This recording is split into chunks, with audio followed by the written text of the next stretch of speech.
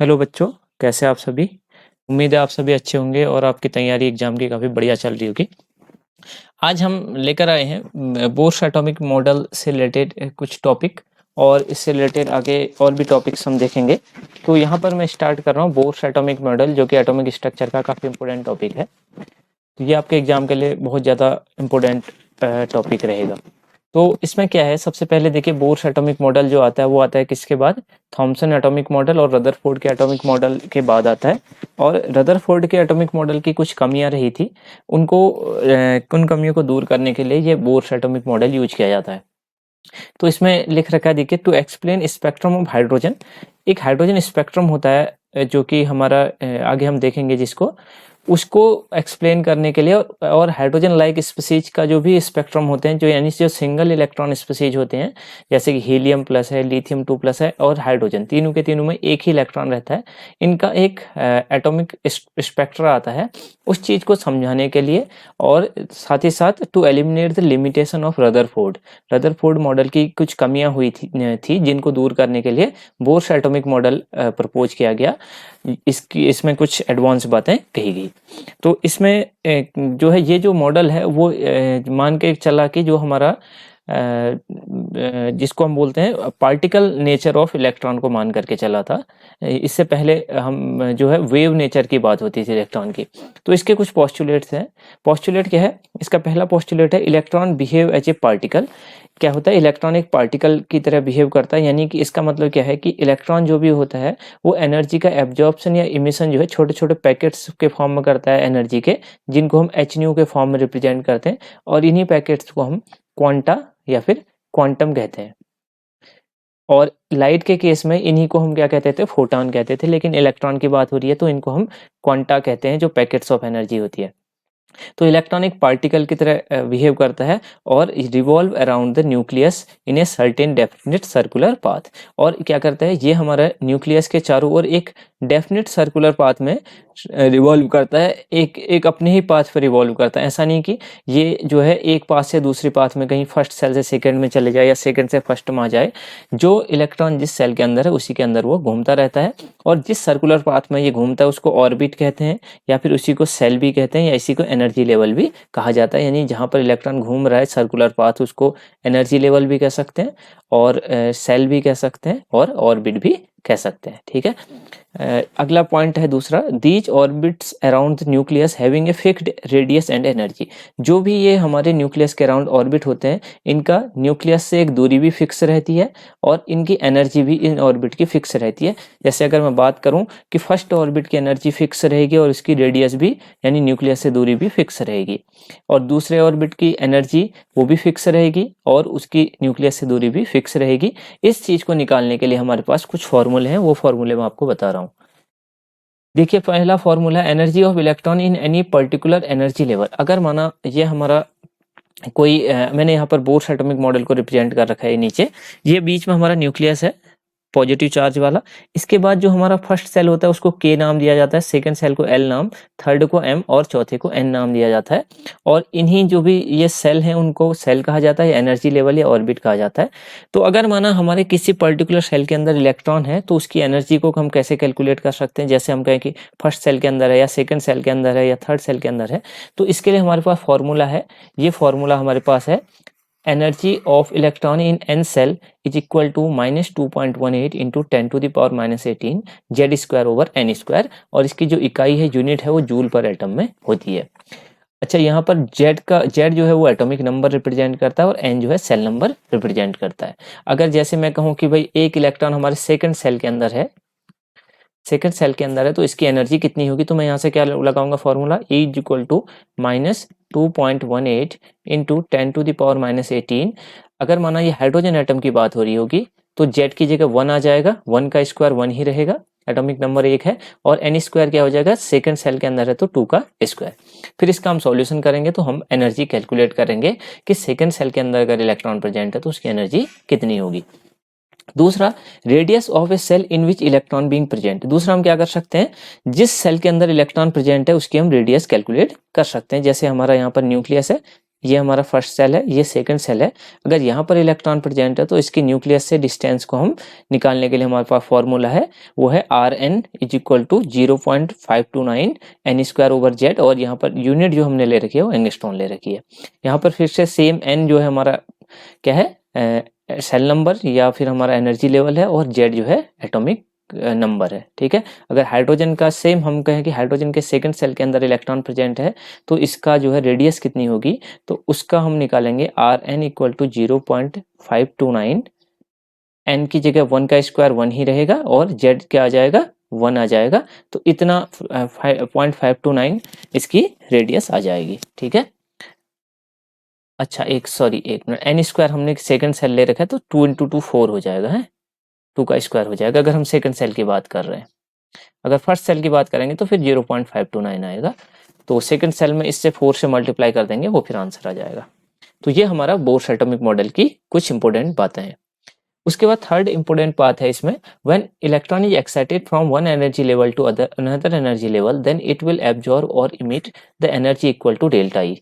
इसका कहने का मतलब है, यहाँ पर जैसे माना ये फर्स्ट सेल है, ये सेकंड सेल है, अगर माना यहाँ पर बना देता हूँ मैं, जैसे ये हमारा न्यूक्लियस है, ये इसका फर्स्ट सेल है, यहाँ पर ये सेकंड सेल है।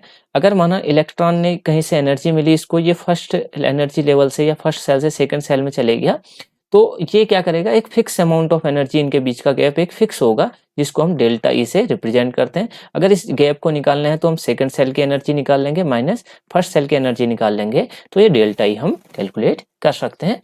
तो यही लिख रखा है कि अगर इलेक्ट्रॉन एक एनर्जी लेवल से दूसरे एनर्जी लेवल में एक्साइट होता है तो या तो ये एब्जॉर्व करेगा एनर्जी को, अगर नीचे लेवल से ऊपर जाएगा तो एब्जॉर्व करेगा, और ऊपर से नीचे आएगा तो एनर्जी को इमिट करेगा, और वो जो एनर्जी होगी उसको हम डेल्टा ई से निकालेंगे, वो E2 - E1 होगी। सबसे लास्ट पॉइंट है, in atom electron revolve only in दो circular path for which angular momentum mvr being equal to the integral multiple of h/2π। कहने का मतलब है, जो इलेक्ट्रॉन है उन्हीं सेल के अंदर घूमेगा जिनके लिए एंगुलर मोमेंटम जो आएगा वो क्या आएगा, nh/2π के फॉर्म में आएगा। n मतलब यहाँ पर 1 2 3 रखेंगे तो 1 रखेंगे तो h/2π आएगा, 2 रखेंगे तो 2h/2π आएगा, ठीक है, h/π आ जाएगा। तो कहने का मतलब है mvr = nh/2π। आपको याद रखना है, इलेक्ट्रॉन केवल उन्हीं सेल के अंदर रिवॉल्व करेगा जिनके लिए जो mvr की यानी एंगुलर मोमेंटम की वैल्यू आएगी वो इंटीग्रल मल्टीपल होगी h/2π के। मतलब 1 2 3 अगर हम n की जगह रखेंगे तो अगर ऐसी वैल्यू आएंगी जो भी 1 2 3 रखने से आएंगी तो उन्हीं में केवल इलेक्ट्रॉन रिवॉल्व कर सकता है। यहाँ पर m मास ऑफ इलेक्ट्रॉन है, h प्लैंक कांस्टेंट है, v वेलोसिटी ऑफ इलेक्ट्रॉन है, और r रेडियस ऑफ सेल है जिसमें इलेक्ट्रॉन प्रेजेंट है। तो ये हमारे 4 इंपोर्टेंट बातें थी इसकी बोर्स एटॉमिक मॉडल की। इसकी कुछ लिमिटेशंस हैं, और भी लिमिटेशन हो सकती है। 2 इंपोर्टेंट लिमिटेशन ये है कि ये केवल क्या होता है, spectra of single electron species को एक्सप्लेन कर पाता है, जैसे कि हाइड्रोजन, हीलियम प्लस और लिथियम 2+। ये मल्टी इलेक्ट्रॉन जो भी स्पीसीज होती है उनके स्पेक्ट्रा को समझाने में असफल रहा था। दूसरा क्या कहा कि ये केवल पार्टिकल नेचर ऑफ इलेक्ट्रॉन को कंसिडर करता है लेकिन ड्यूअल नेचर ऑफ इलेक्ट्रॉन को कंसिडर नहीं करता है। तो ये बात आपको बोर्स एटॉमिक मॉडल से ध्यान रखनी है। कुछ मैंने फॉर्मूलेज बताए, ये आपको ध्यान में रखने हैं, और जो है 4 इसमें पॉइंट इंपोर्टेंट हैं, इनको आपको ध्यान में रखना। ज्यादातर इससे क्वेश्चन पॉइंट वाइज ही पूछ लिया जाता है या फिर न्यूमेरिकल आने के भी चांसेस यहाँ से रहते हैं। तो ये हमारा बोर्स एटॉमिक मॉडल कंप्लीट होता है। हमारा नेक्स्ट टॉपिक जो है वो है हाइड्रोजन स्पेक्ट्रम। हाइड्रोजन स्पेक्ट्रम जो समझाया था वो किसने समझाया था, बोर्स एटॉमिक मॉडल के अकॉर्डिंग ही समझाया गया था, ठीक है। इसी को समझाने के लिए बोर्स एटॉमिक मॉडल आया था। अब इसमें क्या होता है, देखिए, जब हमारा माना कोई हाइड्रोजन का सैंपल है, हाइड्रोजन के एटम है यहाँ पर, इसमें से क्या किया जाता है, जब इलेक्ट्रोमैग्नेटिक रेडिएशन पास की जाती है तो क्या होता है, यहाँ से हाइड्रोजन के एटम से इलेक्ट्रॉन क्या हो जाता है, लो एनर्जी लेवल से या ग्राउंड स्टेट से क्या होता है, हायर एनर्जी लेवल में चले जाता है। जैसे अगर हम यहाँ पर देखें तो यहाँ पर लिख रखा है व्हेन इलेक्ट्रोमैग्नेटिक रेडिएशन EMR हमने शॉर्ट में लिख रखा है is passed through sample of hydrogen atom भी लिख सकते हैं या हाइड्रोजन लिख सकते हैं, then hydrogen atom present in the sample absorb the electromagnetic radiation of various energy. तो यहाँ से क्या होता है, इलेक्ट्रोमैग्नेटिक रेडिएशन जो है, अलग अलग एनर्जी की इलेक्ट्रोमैग्नेटिक रेडिएशन को क्या करता है, हाइड्रोजन एटम एब्जॉर्ब करता है, और इसकी ग्राउंड स्टेट में जो इलेक्ट्रॉन होता है वो क्या होता है, हायर लेवल में एक्साइट हो जाता है। and electron can excited to various high energy level from ground state n equal to 1। कहने का मतलब है ये हमारा अगर हाइड्रोजन का एटम है यहाँ पर, तो यहाँ पर अगर अभी ये हम बात करें तो यहाँ पर इलेक्ट्रॉन क्या होगा, सबसे फर्स्ट एनर्जी लेवल में ग्राउंड स्टेट में रहेगा। उसके बाद अगर इसको क्या कर दिया जाए, इस एटम में एनर्जी आ जाएगी, इलेक्ट्रोमैग्नेटिक रेडिएशन आएगा, तो इलेक्ट्रॉन अपने ग्राउंड स्टेट से हायर एनर्जी लेवल में फर्स्ट से सेकेंड में, थर्ड में, फोर्थ में, फिफ्थ में किसी में भी जा सकता है। जैसा कि हमने यहाँ पर दिखा रखा है, अगर इलेक्ट्रॉन अपने ग्राउंड स्टेट में था यहाँ पर, फिर यहाँ से इलेक्ट्रोमैग्नेटिक रेडिएशन दी, तो इलेक्ट्रॉन एक्साइट होकर के सेकेंड एनर्जी लेवल में भी जा सकता है, थर्ड में भी, फोर्थ में भी, फिफ्थ में भी, सिक्स्थ में भी, सेवंथ में भी, और ऊपर हायर एनर्जी लेवल में भी और में भी जा सकता है। ठीक है, तो यहाँ पर n इक्वल टू 1 जो है हमारा ग्राउंड स्टेट है। उसके अलावा 2, 3, 4, 5, 6, 7 जो है सारे के सारे एक्साइटेड स्टेट है, मतलब जहां पर पहले इलेक्ट्रॉन रहना पसंद करता है, ग्राउंड स्टेट में स्टेबल रहता है, अगर उसको एनर्जी मिलेगी तो वो हाई एनर्जी लेवल में चले जाता है। लेकिन क्या होता है, जैसे ही हम इलेक्ट्रोमैग्नेटिक रेडिएशन के सोर्स को बंद करते हैं, मतलब लाइट सोर्स जहां से बंद कर देते हैं, तो क्या होता है, हायर एनर्जी लेवल में इलेक्ट्रॉन अनस्टेबल होता है, क्योंकि हाई एनर्जी में कोई भी चीज रहना नहीं चाहती है। तो क्या होता है, यहाँ से हायर एनर्जी लेवल से क्या होता है, इलेक्ट्रॉन या तो ग्राउंड स्टेट में ही आता है या फिर लोअर एनर्जी लेवल में आता है। तो अब क्या होता है, now after the time period of 10⁻⁻8 second when excited electron come back into their ground state, मतलब अब जो है कुछ टाइम पीरियड यानी 10⁻⁸ सेकेंड के बाद, 10⁻⁸ सेकेंड के बाद एक्साइटेड जो इलेक्ट्रॉन था वो क्या होता है, कम बैक होता है, वापस आता है, या तो ग्राउंड स्टेट में वापस आता है या फिर कुछ लोअर एनर्जी स्टेट में भी आ सकता है। और ये वापस आते टाइम क्या करता है, इमिशन ऑफ एनर्जी, कुछ एनर्जी को क्या कर देता है, इमिट कर देता है, क्योंकि उसने पहले एनर्जी इलेक्ट्रोमैग्नेटिक रेडिएशन से एब्जॉर्ब की थी हायर एनर्जी लेवल में जाने के लिए। अब लो में आना होगा तो कुछ एनर्जी को क्या करेगा, इमिट करेगा in the form of radiation. Radiation के फॉर्म में क्या करता है, एनर्जी को इमिट करता है। और जिस रेडिएशन की वजह से हमको 5 different series of hydrogen spectrum हमको ऑब्टेन होती है, 5 जो है सीरीज हमको लाइन की दिखती हैं। अब देखिए इसको हम कैसे समझते हैं। अब हमने कहा कि इलेक्ट्रॉन जो है हाई एनर्जी लेवल में चले गए हैं, तो अब यहाँ से क्या होगा, हायर एनर्जी लेवल क्या होंगे, ये सारे के सारे एक्साइटेड हायर एनर्जी लेवल है, 2, 3, 4, 5, 6, 7। तो अगर माना कहीं से भी इलेक्ट्रॉन जो है वापसी में अगर ग्राउंड स्टेट में आता है, हायर किसी भी हायर एनर्जी लेवल से अगर ग्राउंड स्टेट यानी फर्स्ट एनर्जी लेवल में आता है n इक्वल टू 1 पे, तो यहाँ से हमने दिखा रखा है, देखिए यहाँ पर सेकंड से फर्स्ट में आ सकता है, सेकंड से आ सकता है, थर्ड से आ सकता है, फोर्थ से आ सकता है, फिफ्थ, सिक्स्थ, सेवंथ, और किसी भी हायर एनर्जी लेवल से आ सकता है, 2, 3, 4, 5, 6। लेकिन अगर वो ग्राउंड स्टेट में आता है, ठीक है, सबसे लो एनर्जी लेवल पर आता है, तो यहाँ पर सीरीज जो मिलती है लाइन की, उसको हम लाइमन सीरीज बोलते हैं। ठीक है, इसको क्या बोलते हैं, लाइमन। और ये जो है यूवी रेंज में आती है। कौन सी लाइट की कौन सी रेंज में आती है, यूवी रेंज में, मतलब ये हमको दिखाई नहीं देती है। दूसरी चीज, अगर एक्साइटेड इलेक्ट्रॉन वापसी में सेकेंड एनर्जी लेवल में आता है, ये वाला, ठीक है, तो यहाँ पर इस सीरीज को हम बोलते हैं बाल्मर सीरीज। और बाल्मर सीरीज ही केवल विजिबल रेंज में आती है, मतलब इनकी इसमें हमको कलर दिखाई देते हैं, और किसी भी सीरीज में हमको कलर नजर नहीं आते हैं। तो इस वजह से कलर दिखाई देने की वजह से, ये विजिबल रेंज में दृश्य प्रकाश होने की वजह से ही पहली जो सीरीज खोजी गई थी वो बाल्मर सीरीज ही थी। तो अगर माना सेकंड एनर्जी लेवल में आते हैं तो बाल्मर सीरीज बनती है। अगर थर्ड एनर्जी लेवल में आते हैं हायर लेवल से, तो उसको बोलते हैं पास्चन सीरीज। और अगर माना फोर्थ एनर्जी लेवल में आते हैं तो उसको ब्रैकेट सीरीज बोलते हैं। और एक्साइटेड इलेक्ट्रॉन अगर पांचवें एनर्जी लेवल पर पहुंचते हैं तो उसको फुंड सीरीज बोलते हैं। और पास्चन, ब्रैकेट और फुंड जो तीनों के तीनों सीरीज हैं, ये IR यानी इंफ्रारेड रीजन में आती हैं। ठीक है, इंफ्रारेड रीजन में ये हमको मतलब मिलती हैं। ठीक है, लेकिन इनमें से जो विजिबल जो होती हैं वो कौन सी होती हैं, केवल बाल्मर सीरीज, यानी विजिबल रेंज की केवल बाल्मर सीरीज होती हैं। ठीक है, तो ये हमारा होता है हाइड्रोजन स्पेक्ट्रम। इसकी वजह से हमको कुछ ऐसा टाइप का हमको एक पट्टी जैसी नजर आती है, जैसे माना कुछ हमको यहाँ पर लाइंस का स्पॉट ऐसे नजर आता है। ठीक है, कुछ यहाँ पर हमको दूसरा नजर आता है, ऐसे ही तीसरा नजर आता है, ऐसे ही चौथा और पांचवा, ये हमको ऐसे छोटी छोटी जो है लाइंस वगैरह का एक साथ जुड़ी हुई लाइंस हमको दिखती हैं। तो इसमें Lyman, Balmer, Paschen, Brackett, Pfund series ऐसे हमको स्पेक्ट्रम में दिखती हैं। अब जो है यहाँ पर से एक दो फॉर्मूले आपको थोड़ा सा ध्यान रखने हैं। अब पहला फॉर्मूला है इससे related, the energy difference between lower and higher energy level in which electron transfer can be given by. देखिए जैसे मतलब कहने का मतलब क्या है, अगर माना हमारा एक जो है इलेक्ट्रॉन माना पांचवें लेवल पर गया था, ठीक है, n इक्वल टू 5 पे, जैसे यहाँ पर हमने देखा था, माना एक इलेक्ट्रॉन यहाँ पर गया था 5वें से और आया माना सेकंड लेवल पे, ठीक है, n इक्वल टू 5 से कहाँ पर आया, वापसी में सेकंड पे, तो इनके बीच में कितना एनर्जी डिफरेंस होगा, यानी 5वें एनर्जी लेवल और सेकंड एनर्जी लेवल के बीच में कितना डिफरेंस होगा जिनमें इलेक्ट्रॉन जो है वापस आ रहा है, उसको निकालने के लिए हमारे पास formula delta E equal to same उसी टाइप का फॉर्मूला है जैसे हम एनर्जी निकाल रहे थे, 2.18 इंटू 10⁻⁻18, यहाँ पर यूनिट जूल है, और नीचे फिर उसके बाद है 1/n I square minus 1/n final square, यानी इनिशियल, यहाँ पर इनिशियल लेवल आएगा और यहाँ पर फाइनल लेवल आएगा। मतलब कहने का मतलब अगर माना हम कहें कि एक इलेक्ट्रॉन 5वें लेवल से सेकंड लेवल पर आ रहा है, तो इसका फॉर्मूला हम रखेंगे, इनके बीच का एनर्जी डिफरेंस निकालना होगा अगर इन दो लेवल के बीच का, तो 2.18 इंटू 10⁻⁻18, ठीक है, और 1 इनिशियली कहाँ था वो 5 पे, ठीक है, 5 स्क्वायर माइनस फाइनली वो कहाँ पर पहुंच गया 2 पे स्क्वायर, और इसकी एनर्जी जूल हो जाएगी। आप इसको कैलकुलेट करेंगे तो आपका आंसर, उनके बीच का एनर्जी डिफरेंस आप कैलकुलेट कर लोगे, ठीक है। अगर हमको क्या करना है, दूसरी चीज हमारे पास wave number for the different lines of hydrogen spectrum, अगर हमको अलग अलग लाइंस जो हमको मिल रही है, Lyman, Balmer, Paschen, Brackett, Pfund, उनके लिए अगर हमको वेव नंबर निकालना होगा, तो जैसे अगर माना n इक्वल टू 5 से n इक्वल टू 2 पे कोई अगर माना इलेक्ट्रॉन आ रहा है, तो यहाँ पर हमको बाल्मर सीरीज मिलेगी। तो अगर बाल्मर सीरीज के लिए हमको वेव नंबर निकालना है, न्यू बार निकालना है, न्यू बार बराबर 1/λ भी होता है। अगर आपको कोई कहे वेव लेंथ निकाल लो, तो यहाँ से वेव लेंथ भी निकाली जा सकती है और वेव नंबर भी निकाला जा सकता है।